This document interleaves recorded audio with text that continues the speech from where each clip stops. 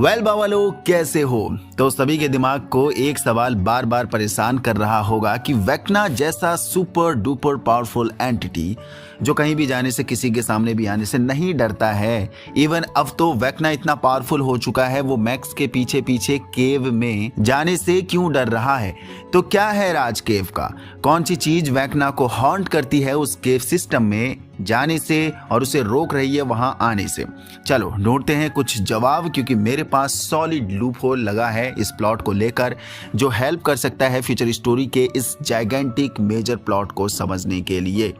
Also वेक्ना के काले मंसूबों को भी समझने के लिए ये हेल्प कर सकता है। तो शुरू करते हैं, उससे पहले वीडियो को भर भर के लाइक कर दो एंड नए लोग प्लीज सब्सक्राइब करो। इस साल के अंत तक 20,000 सब्सक्राइबर चाहिए, so help me to reach this glory बाबा लोग। वेल हमने साफ साफ देखा जब मैक्स वेक्ना की एक मेमोरी में फंसी हुई है एंड वेक्ना जब उसका पीछा करता है मैक्स को मारने के लिए, तब मैक्स भूले भटके केव सिस्टम के अंदर चली जाती है जिसके अंदर वेक्ना नहीं जाता है एंड वेक्ना की अभी तक की यही सबसे बड़ी कमजोरी हमें मिल पाई है। देखो सीजन 5 आने से पहले स्टेंसिंग्स फर्स्ट शैडो करके एक प्ले आया था जिसमें हेनरी क्रील उर्फ वेक्ना को सेंटर पॉइंट मेन प्रोटोगनिस्ट रखकर इस पूरे प्ले को ऑर्गेनाइज करा गया था, यानी हेनरी क्रील की पास्ट लाइफ को ही दिखाया था। लंदन फिनिक्स थिएटर में इस शो को ऑर्गेनाइज किया गया था एंड नो डाउट हर कोई टिकट लेकर उस शो को नहीं देख पाया है। ऑल्सो हमें ये शो किसी भी OTT में भी नहीं मिलेगा, तो कुछ लोग ही इस प्ले को देख पाए हैं, सभी लोग नहीं देख पाए हैं।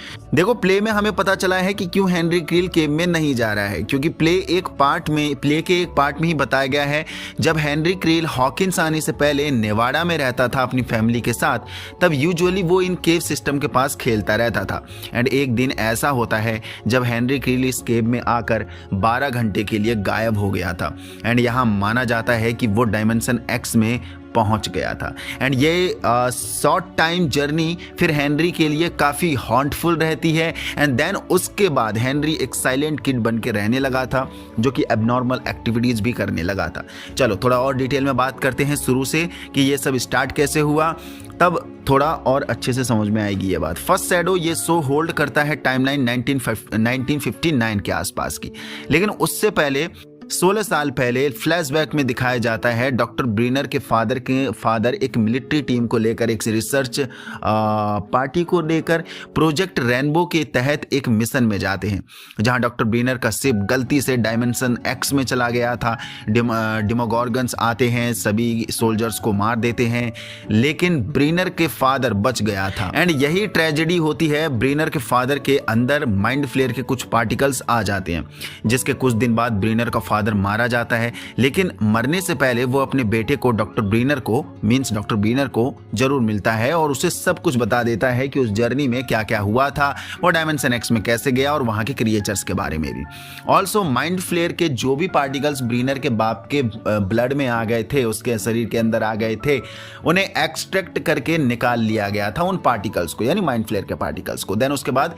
रिसर्च यूं ही चलता रहा था। देन 16 साल बाद जब ब्रीनर बड़ा होता है तो वो भी साइंटिस्ट बनता है, उसी लैब में काम करता है जहां उस माइंड फ्लेयर के पार्टिकल्स को रखा गया था एंड डायमेंशन X पर रिसर्च चल ही रहा था। लेकिन उसकी टीम में एक रशियन स्पाई भी था, यानी डॉक्टर ब्रीनर की टीम में, जिसे आइडेंटिफाई तो कर लिया गया था एट द एंड, लेकिन उसके बाद वो रशियन अपने साथ माइंड फ्लेयर के जार को लेकर भाग जाता है जब उसकी सच्चाई सामने आई और वो भागना चाहे, जो कि यही नेवाडा केव के पास आकर मारा जाता है एंड इसी केव के पास अपना हेनरी लौंडा भी खेलने आता था। देन जब 2 दिन बाद सर्च टीम को इस रशियन की डेड बॉडी मिली, वहां वो जार खाली मिला था जिसमें माइंड फ्लेयर के पार्टिकल्स थे। दैट्स वाई यहाँ यह एज्यूम करा जाता है या करा जा रहा है कि हेनरी की बॉडी को माइंड फ्लेयर के पार्टिकल ने होस्ट बना लिया होगा उस मोमेंट पर। देन उसके बाद हेनरी पूरे 12 घंटे तक डिसअपियर हुआ होगा, जो कि कहीं और नहीं बल्कि डायमेंशन X में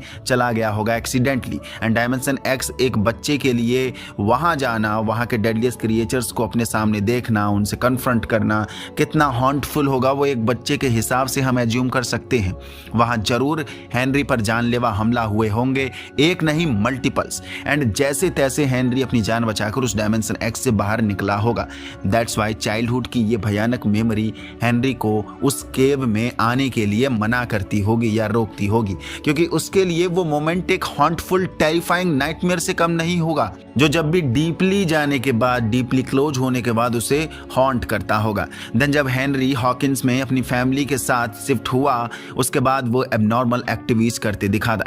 करते दिखा था, जो हमने सीजन 4 में भी देखा है। वो माइंड फ्लेयर की ड्राइंग बनाने लगा था एंड वो जादू टोना रिचुअल्स करते भी देखा गया था, मकड़ियों को कंट्रोल करते दिखाया गया था। बाकी उस प्ले में ये भी कवर करा गया है कि जब हेनरी की मॉम एंड बहन मारी जा रही थी, जो हम मानते हैं कि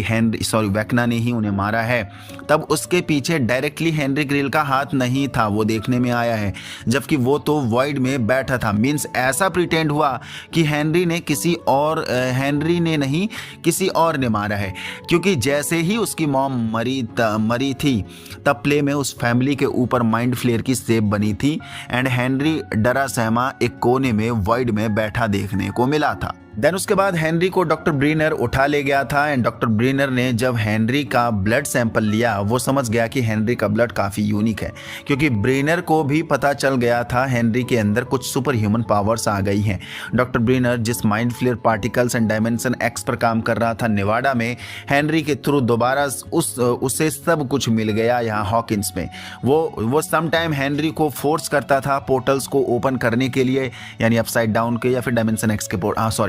एक्स के पोर्टल को ओपन करने के लिए, जिसके लिए ब्रीनर ने उसे एक इंसान को मारने तक की अनुमति दे दी थी, यानी उसकी एनर्जी को अपनी पावर में जोड़ने के लिए भी कह दिया था, क्योंकि वो एनर्जी कंज्यूम कर लेता था। एंड ये चीज हमें प्ले में ही दिखाया गया है कि हेनरी जब भी किसी को मारता था, यूजुअली एनिमल्स को मारता था, तब उनकी एनर्जी को खुद की ताकत में कन्वर्ट कर लेता था। That's why. लेकिन हेनरी पोर्टल खोलने में कामयाब नहीं रहा। उसके बाद प्रोजेक्ट रेनबो के तहत डॉक्टर ब्रीनर ने हेनरी के खून से 10 न्यू म्यूटेंट किड पर एक्सपेरिमेंट किया, जो हमने सीजन 4 में देखा भी था। डॉक्टर ब्रीनर सभी बच्चों पर एक्सपेरिमेंट कर रहा था, जिसमें से 11 एंड काली भी एक हैं। तो देखा जाए तो हेनरी के थ्रू ही काली एंड 11 को भी पावर मिली है। जो काम हेनरी नहीं कर पाया वो काम बाद में 11 ने किया था। मीन्स डायमेंशन एक्स का पोर्टल खोला और हेनरी उर्फ वेक्ना को वहां धकेल दिया था। एंड हेनरी अपसाइड डाउन जाने से पहले डायमेंशन एक्स होकर ही गुजरा था। उसके बाद हेनरी हमें वेक्ना के रूप में देखने को मिल ही रहा है। तो मे बी डफर ब्रदर्स हमें हेनरी की ये पास्ट लाइफ ऑल्सो नेवाडा केव में ये सब हुआ था, क्योंकि अगर केव का मेंशन हुआ है, केव में हमें मैक्स देखने को मिली है एंड यहाँ से हॉन्टफुल ट्रॉमा या फिर नाइटमेयर या फिर कुछ भी कहो, जो चीज़ वेक्ना को यहाँ रोकती है, टेरिफाई करती है, तो ज़रूर यहाँ इस केव से जुड़ी चीज़ें, इस केव में क्या ऐसी घटना हुई थी, वो ज़रूर हमें डफर ब्रदर्स दिखाने वाले हैं। एंड मे बी मैं ये मान के चल रहा हूँ कि 5th एपिसोड सॉक जॉक हमें जो देखने को मिलेगा, क्योंकि शॉकिंग ही है ये सब चीज़ें। दैट्स वाई मैं एज्यूम कर रहा हूँ कि 5th एपिसोड यानी सॉक जॉक में ही हेनरी की ये पास्ट लाइफ हमें देखने को मिलेगी। हेनरी का ये केव सिस्टम में क्या घटना हुई थी एंड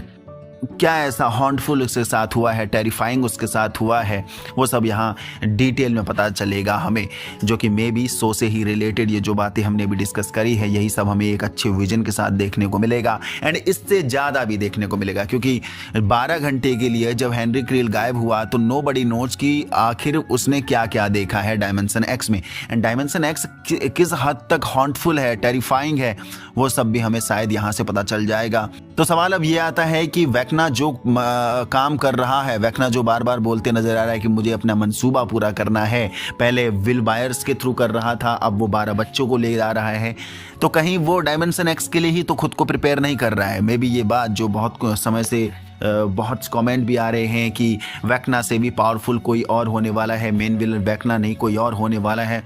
तो मे बी ये इसी की तैयारी तो नहीं चल रही है, जो हमें एक बिग सरप्राइज के रूप में मिलने वाला है। किस चीज के लिए इतना प्रिपेयर कर रहा होगा, क्योंकि ना तो उसने 11 को मारा है, ना ही उसने विल बायर्स को मारा है, तो आखिर वो करना क्या चाहता है। तो अब थ्योरीज का सिलसिला शुरू करेंगे नेक्स्ट वीडियो में, और कि आखिर ऐसी कौन सी चीज के लिए वेक्ना खुद को प्रिपेयर कर रहा है। यहाँ तक पहुंच गए हो तो आपको वीडियो पसंद है तो लाइक कर दीजिए, ना हो तो चैनल को सब्सक्राइब कर दीजिए। बाकी मेरे नए चैनल बावलोग को भी सब्सक्राइब कर लेना, जहां हम इंडियन सिनेमा के बारे में बात करते हैं। फिलहाल कुछ दिन से मैं वहां एक्टिव नहीं हो पा रहा हूं क्योंकि स्ट्रेंजर थिंग्स की वजह से मैं यहीं पर बिजी हूं बहुत ज्यादा, दैट्स व्हाई।